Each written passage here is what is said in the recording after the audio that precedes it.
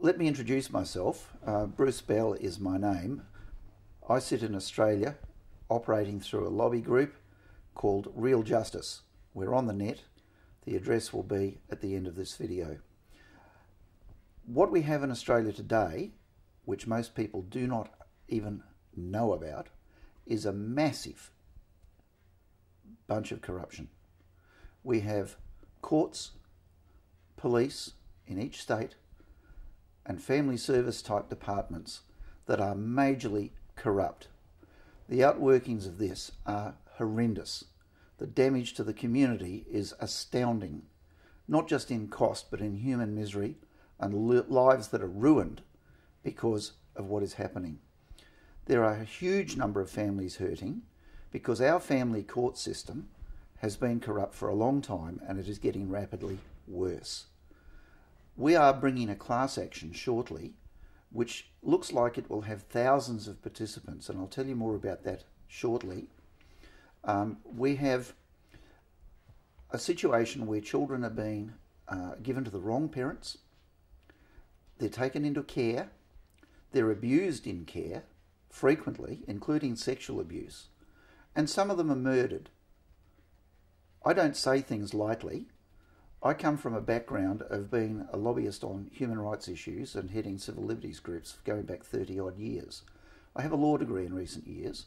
I'm not acceptable to the powers that be, and I'll say this bluntly, although they won't like it, because I'm too honest. The problem most solicitors have is that they are intimidated by a network of corruption which threatens their very livelihoods. They look to lose their practicing certificates if they speak up. Now, of course, amongst them, like with the police, there's not everybody like that. There are some corrupt people, but they intimidate the rest. And we have a problem with people going along with this. We are drawing a line in the sand. This is going to stop. But you can help that. And you can help yourself through our class action, and you can help us. One recent case in point in this country, and I believe that the media attention has spread around the globe, is 4 girls aged between, I think, 9 and 15, who were living in Italy with their Australian mother, and 2 years ago, with the consent of the father, they came to Australia to live. Subsequently, he lied. He lied on oath in court documents and made out the children had been abducted. An affidavit from the person who witnessed him signing the passport applications for his 4 daughters says bluntly that he said in front of this mutual friend of both parents, although the parents were separated at the time, that he knew. He said, "I know they're going to stay." It wasn't they were abducted and not returned after an alleged holiday. So he's lied, he's been believed, and the evidence given to the court by the mother, which I have seen, and from a number of other witnesses, some of them independent witnesses, is very, very clear. Some of the things that were not given in the court evidence because the judge just simply decided not to take any notice of it or not accept it. And this was Justice Forrest in the Family Court of Australia, sitting at Brisbane. Although, in the last 12 years, the prerogative writs that were there to prevent corruption in the High Court, or writs that can be brought in the High Court to prevent corruption, have not been filed. That court has refused to file it. The Chief Justice of our highest court gets $500,000 a year in salary and presides over a court that is defying the clear mandate of our Constitution that is there to correct and prevent corruption. That is Section 75, for those of you that want to know. There's $100,000 a year has been wasted already on this court action, where the Australian government has been conned or prevailed on by parties we don't know to support this father from Italy who is pleading that his children have been abducted. The evidence from the multiple witnesses that hasn't made it to the High Court, and one has to believe that there's a reason why it hasn't got there, and I'll come to that in a moment, includes that this father has been compulsorily incarcerated in mental institutions several times in the last 5 years. In the time that the mother was living with him, there were other witnesses, a couple of family members there for a month, and their affidavits are very clear. He smashed her in the face with his fist in front of them. He's bashed his children's faces into the table at dinner if they uttered a mere murmur. They'd just sit there like stone statues waiting for dinner for anything up to half an hour until he decided to come into the room. This evidence was before the court, but Justice Forrest didn't read it. And then when we get to the High Court, we're dealing with, because of the lies of the father, actually perjury. There were lies on affidavit. They were perjurious lies. The government has spent all this money helping him. The mother cannot get legal aid. She's out of money. And part of the history is that whilst she was in Italy, the children in the middle of a very cold winter, went without electricity for a time because he's never paid any maintenance. But what's interesting is that in this recent few weeks, when this has been in front of the courts, he's been back to Italy a couple of times, flying first class. Now, those matters have never been looked at, but there are other issues that were in evidence before this court. The mother's affidavit was lengthy, and it covered an awful lot of grounds that I've just touched the top of. But this action in the High Court was on one esoteric or narrow issue about whether the Family Law Act was constitutional. What utter legal rubbish. The people putting that up are treasonous. They are betraying their client, and in fact they've been engaged in blackmail because the mother has been told that we're acting for you. Now, admittedly they're free, but what they've blackmailed her with is, do what we say, which essentially is, don't tell anybody, suppress the media, or we'll drop you. And that's a terrifying prospect. But they have just run a narrow issue. The evidence I have seen covers about 8 issues, that any one of which would win the case, but they weren't pleaded. The only reason this case on a constitutional, Section 75 of our Constitution, writ, got filed was because of the hoo-ha. There was a lot of media until the lawyers that are lackeys of the government get involved and suppress it. And that's what's happened. This woman's been blackmailed. Her children are now ordered to be returned to the father. The judge at first instance in the first court, that should have been reviewed or appealed properly, did not ask whether the children would be safe. He did not ask the children.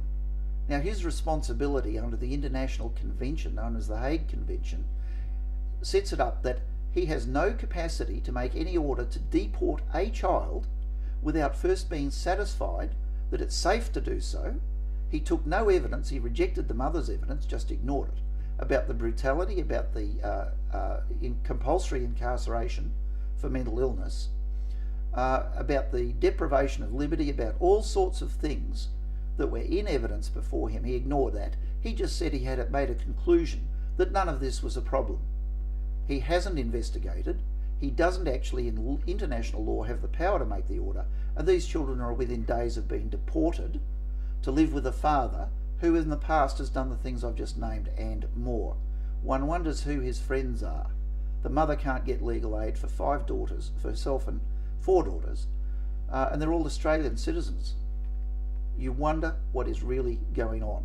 Now, as regards the Constitution being defied, we've got at least a dozen letters from the High Court over the last 10 years refusing to file a Section 75 of the Constitution writ.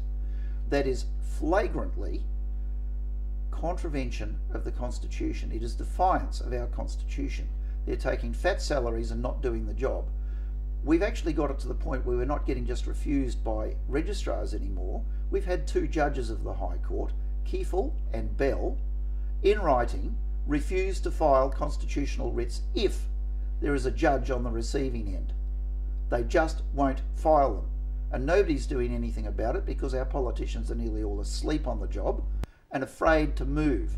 Now, we are starting a class action because in this country, for quite some years, thousands of children have been taken off families. In the state of New South Wales alone, there's 48,000 children in the so-called care of the department where they get brutalised, substandard care and fed to pedophiles in some cases.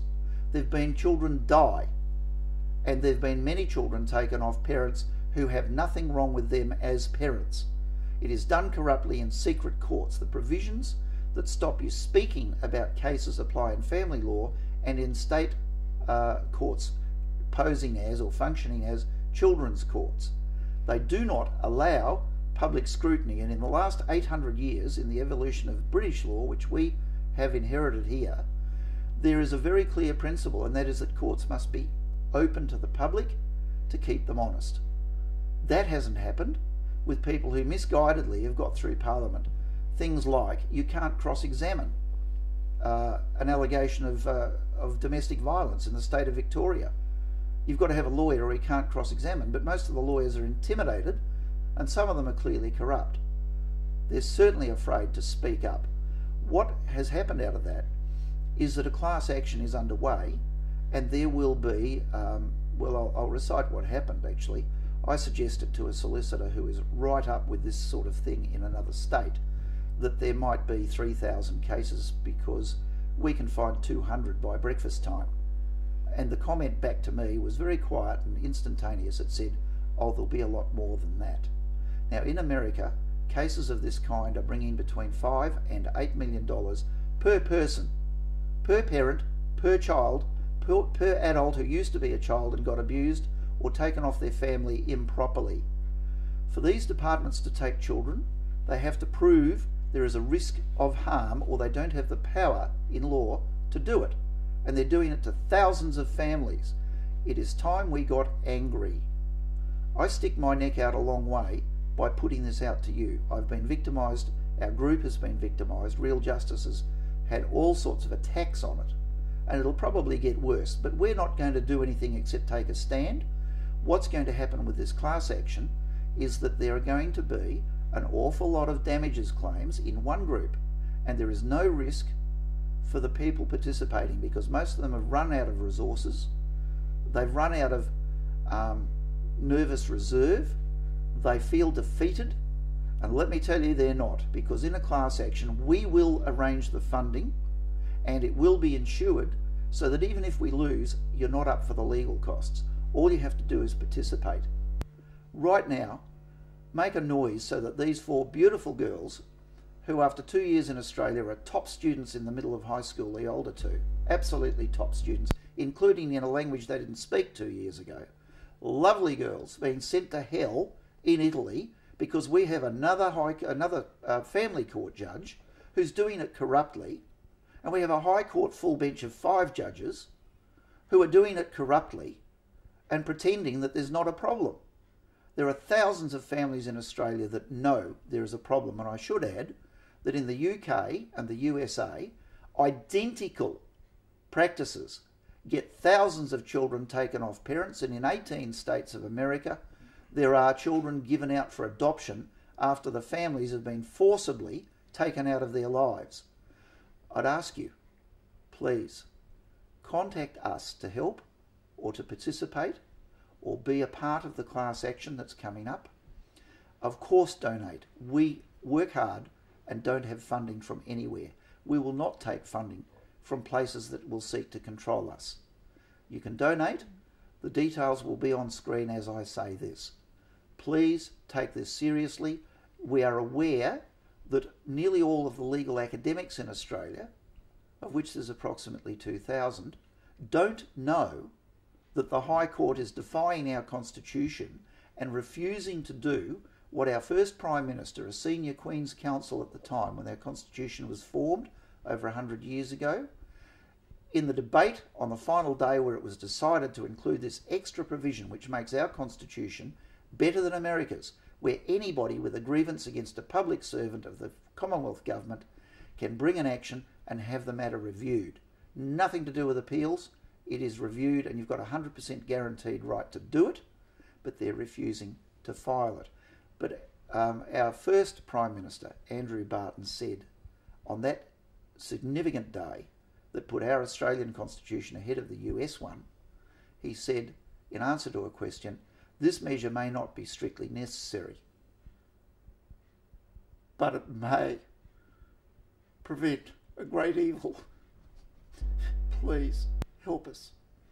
Help us to help these children.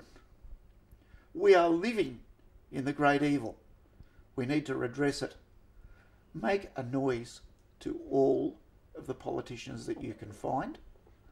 Let the media know that people in this country and elsewhere are fed up with the corruption. Let's draw a line in the sand. You can help. We will do it. Thank you.